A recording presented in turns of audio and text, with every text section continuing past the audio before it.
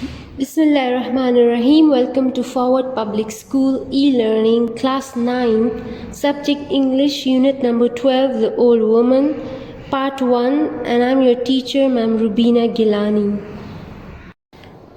Dear students, this is page number 117, unit number 12, The Old Woman. It's a poem written by Joseph Campbell. Now about the poet. The poet Joseph Campbell was born in 1906 in White Plains, New York. Poet Joseph Campbell New York के एक इलाके white planes में 1906 में पैदा हुए. He won name and fame as a writer, poet and athlete. उन्होंने एक मुसन्निफ के तौर पर, एक शायर के तौर पर और एक खिलाड़ी के तौर पर नाम और शोहरत कमाई. मतलब वो ना सिर्फ एक मुसन्निफ थे, राइटर थे, और ना सिर्फ एक शायर या पोइट थे, बल्कि एक खिलाड़ी भी थे. As an athlete he was among the fastest half mile runners in the world. तो एक एथलीट या खिलाड़ी के तौर पर पूरी दुनिया में वो तेज़ तरीन आधा मील दौड़ने वालों में उनका शुमार होता था. His first published work was Where the Two Came to Their Father. उनकी पहली नज़म या किताब जो शाया हुई उसका नाम था Where the Two Came to Their Father. The poem Old Woman has been taken from his collection of poems. ये जो नज़म है The Old Woman, ये भी उनके एक नज़मों के मजमूए से हासिल की गई है. He describes the old age of a woman. इस नज़म The Old Woman यानी बूढ़ी खातून में वो एक बूढ़ी खातून की उम्र को बयान करते हैं. The beauty of a woman vanishes and she looks like a white candle in her old age. और वो इस नज़म में कहते हैं कि एक औरत की खूबसूरती वक्त के साथ साथ ख़त्म हो जाती है और वो अपनी बड़ी उम्र में एक सफ़ेद शमा की तरह दिखने लगती है. Dear students, now on page 118, let's do the reading of the poem. As the white candle in a holy place, so is the beauty of an aged face. As the spent radiance of the winter sun, so is a woman with her travail done. Her brood gone from her, and her thoughts as still as the waters under a ruined mill. Now we'll write the meanings of the difficult words both in English and Urdu. So, in the second line, holy place means a sacred place या एक मुक़द्दस मकाम. Aged face means an old face या एक उम्र रसीदा चेहरा. Spent radiance, spent means used and radiance means light. But over here spent radiance will mean मध्यम रोशनी या वो रोशनी जो कि बहुत ज़्यादा इस्तेमाल के बाद मध्यम पड़ जाती है. Winter sun, मौसम सरमा का सूरज. Travail means a lot of hard work, a lot of unpleasant situations. So in Urdu we can call it anthak, jidojahid ya mehnat. Brood means a person's child or children yani aulad. Still means with motionless या without having any motion या जिसमें कोई हरकत ना हो या साकिन. Waters पानी. Ruined मिल कहते हैं चक्की को और ruined तबाह हाल बहुत ज़्यादा पुरानी जो कि मतलब अब किसी के इस्तेमाल में ना हो और जो रुक चुकी हो, बंद हो चुकी हो या तबाह हो चुकी हो. Dear students, now let's do the paraphrase of each of these stanzas. First of all, let me tell you what is a stanza and what is a paraphrase. So a stanza is a unit of a poem, and this unit can have many lines. For example, in this poem, all of the stanzas have 4 lines each. तो एक stanza जो है वो एक poetry में एक नज़म के एक हिस्से को कहते हैं और stanza में कई लाइंस हो सकती हैं. जिस तरह इस नज़म में एक stanza में 4 लाइंस हैं. और paraphrase when we try to restate the stanza in our own words is called paraphrase. मतलब जब हम stanza को अपने अल्फाज में आसान तरीके से दोबारा बयान करते हैं तो उसको paraphrase कहते हैं. So now look at the first stanza of this poem. As a white candle in a holy place, so is the beauty of an aged face. So now we will restate this stanza in our own words. So we can paraphrase it like, the beauty of an old face is just like a white candle in a holy place. Okay, dear students? अब उर्दू में हम कह सकते हैं कि जिस तरह एक मुक़द्दस मकाम में एक सफ़ेद शमा की रोशनी होती है, बिल्कुल इसी तरह एक उम्र रसीदा चेहरे की खूबसूरती होती है. Now stanza number 2. As the spent radiance of the winter sun, so is a woman with her travail done. We can paraphrase this stanza in our own words like, as the sun loses its brightness, light and warmth in winter, same is the case with a woman who is tired with the struggle and hard work when she gets old. मतलब कि जिस तरह मौसम सरमा की सूरज की रोशनी या धूप मध्यम होती है या मध्यम पड़ जाती है, इसी तरह की हालत एक सख्त मेहनत और मुश्किल ज़िंदगी गुजारने के बाद एक बूढ़ी खातून की भी होती है. Now stanza 3. Her brood gone from her and her thoughts as still as the waters under a ruined mill. So we can restate this stanza in our own words by saying that as her children are gone from her, so her thoughts about her past or youth have become still as the time has passed. Now her thoughts are like motionless water under a collapsed or ruined mill. मतलब ये कि उसकी औलाद या उसके बच्चे उससे रुखसत हो चुके हैं और इसके ख़यालात अब इस तरह साकिन हैं जैसे कि एक तबाहशुदा चक्की के नीचे रहने वाला पानी साकिन हो जाता है. Now let's discuss the central idea of the poem या इस नज़म का मरकज़ी ख्याल. So the central idea of the poem is the laborious life of an old woman, her sacredness, her steadiness and maturity. Laborious life मतलब उसकी मुशक्क़त भरी ज़िंदगी. मतलब इस नज़म का मरकज़ी ख्याल है एक औरत की मुशक्क़त भरी ज़िंदगी जो कि वो अपने औलाद के साथ मेहनत व मशक्क़त करती है और उन्हें पाल पोस कर बड़ा करती है.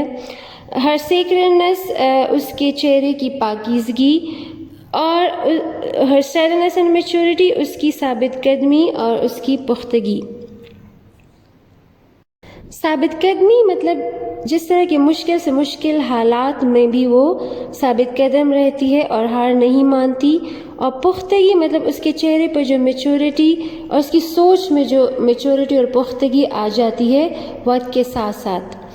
तो इस नज़म में शायर ने एक बूढ़ी औरत को का मवाजना किया है एक पाकीज़ा सफ़ेद शमा के साथ जो कि एक मुक़द्दस मकाम पर जल रही हो एक शमा.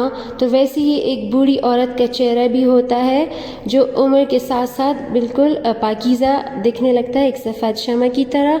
और इसके साथ साथ शायर ने उस को तशबीह दी है एक मौसम सरमा के सूरज के साथ जिसकी रोशनी मध्यम पड़ जाती है. मतलब एक औरत सख्त मेहनत और मशक्क़त करके अपनी ज़िंदगी में अपनी औलाद के साथ उसकी तमाम तवानाई एनर्जीज़ ख़त्म हो जाती हैं और फिर वो एक ऐसी चक्की की मानंद हो जाती है और उसकी सोच बिल्कुल इस तरह साकिन हो जाती है और पुख्ता हो जाती है जैसे कि एक चक्की जो कि बहुत ज़्यादा इस्तेमाल होने के बाद रुक जाती है. Now the summary of the poem मतलब खुलासा क्या है इस नज़म का. The poet says that A white candle in a holy place looks as decent and pretty as the face of an old lady. शायर कहता है कि जिस तरह एक सफ़ेद शमा एक मुक़द्दस मकाम में शाइस्ता और ख़ूबसूरत दिखाई देती है, बिल्कुल उसी तरह एक बूढ़ी खातून का चेहरा भी खूबसूरत और शाइस्ता दिखाई देता है. When the sun has spent its radiance in winter, जब मौसम सरमा अपनी तमाम तवानाइयाँ सर्दियों में ख़त्म कर चुका होता है, it looks like a woman who has struggled throughout her life. तो ये मौसम सरमा का सूरज बिल्कुल वैसी ही बूढ़ी खातून की तरह दिखाई देता है जो सारी ज़िंदगी मेहनत मुशक्क़त कर चुकी हो. But now she has lost her strength, मगर अब उसकी ताकत ख़त्म हो चुकी है, एनर्जीज़ एंड थिंकिंग पावर, और अब उसकी तवानाइयाँ भी ख़त्म हो चुकी हैं. At this stage she is looking very decent and sober. तो अब इस मकाम पर जबकि वो बुढ़ापे को पहुँच चुकी है, वो बहुत ही महज़ब और संजीदा दिखाई देती हैं. That is why the poet has compared the beauty of her face to a white candle in a holy place. इसीलिए शायर ने एक बूढ़ी खातून के चेहरे को एक सफ़ेद शमा से तशबीह दी है जो कि एक मुक़द्दस मकाम में जल रही हो. Now the poetic devices used in the poem. A device means a tool ya ala. So poetic devices are those tools which a poet uses in order to make the poem more beautiful, appealing and interesting. मतलब poetic devices वो आलात होते हैं जो शायरी में, poetry में poets use करते हैं ताकि वो अपनी शायरी को मज़ीद दिलचस्प खूबसूरत बना सकें. So let's read what is meant by poetic device. Poetic devices are the tools that a poet can use to create rhythm, enhance a poem's meaning or intensify a mood or feeling. तो poetic devices यानी शायरी में ऐसे आलात होते हैं जो कि एक शायर इस्तेमाल कर सकता है to create rhythm. Rhythm means तरन्नुम पैदा करने के लिए, मतलब एक ही जैसे अल्फाज का बार बार दोहराना. एनहांस अ पोएम्स मीनिंग और इंटेंसिफाई अ मूड और फीलिंग. एनहांस मतलब बढ़ाना, मज़ीद तरक्की देना. मतलब कि ये जो पोइटिक डिवाइसेस होते हैं ये पोएम का मतलब समझाने में मददगार साबित होते हैं और ये पोएम का मूड या फीलिंग जो है उसको भी बढ़ाते हैं और उसको मज़ीद दिलचस्प और ख़ूबसूरत बनाते हैं. In this poem the poetic devices of simile and imagery have been used mainly. तो इस नज़्म में ओल्ड वुमन में बेसिकली दो जो पोइटिक डिवाइसेस ज़्यादातर यूज़ हुए हैं वो है, एक है सिमिली, एक है imagery.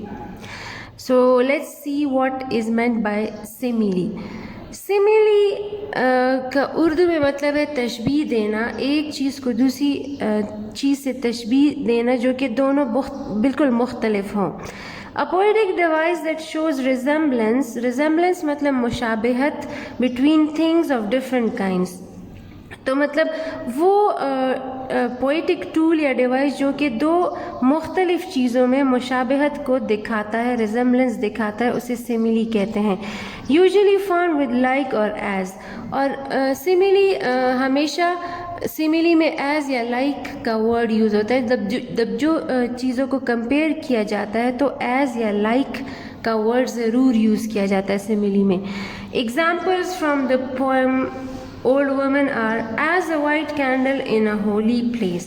So the word as tells us that it is a simile, and in this stanza the old woman's aged face is being compared to a white candle. Okay. The second example is as the spent radiance of the winter sun. So again the word as is telling us that it is a simile, and this is an example from stanza number 2 in which the winter sun is being compared to the hard life of an old woman. In stanza number 3, as the waters under a ruined mill. So again this is an example of a simile, and as we have seen earlier that in this stanza the thoughts of the old woman have been compared to the still waters under the ruined mill. Now the second poetic device used in the poem Old Woman is imagery. Urdu में imagery को हम ख़याली तस्वीर या खाका भी कह सकते हैं। मतलब जब पोएम में आप कुछ ऐसे वर्ड्स होते हैं जिन्हें आप पढ़ते हैं तो एकदम से आपके जहन में एक तस्वीर सी बन जाती है, एक खाका सा बन जाता है उन वर्ड्स को पढ़कर, तो इस को कहते हैं इमेजरी। इमेज तस्वीर से निकला है, खाके से निकला है। It is descriptive language. Descriptive मतलब बयान, मतलब जिसमें तफसील से चीज़ के बारे में बयान किया गया हो। Use to appeal to the reader senses that is touch, taste, smell, sound and sight. तो इमेजरी जो है वो पोइट्री में यूज़ की जाती है ताकि रीडर या पढ़ने वाले के जो सेंसेस हैं या मुख्तलिफ हिस्स हैं, जैसे देखने की हिस्स, सूंघने की हिस्स, छूने की हिस्स, तो इन तमाम सेंसेस को अपील करते हैं इमेजरी में। Examples from the poem White Candle, Aged Face, Winter Sun, Ruined Mill.